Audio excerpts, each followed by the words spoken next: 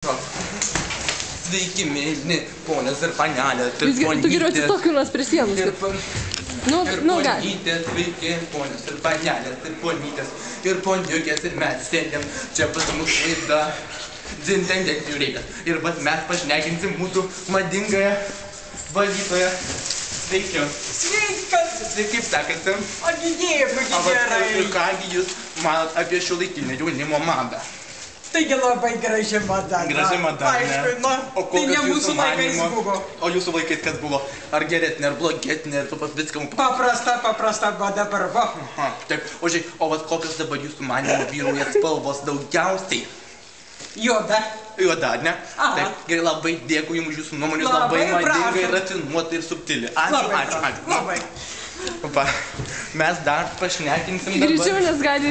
Raminta medvedė, vaitytė, pupytė mūsų.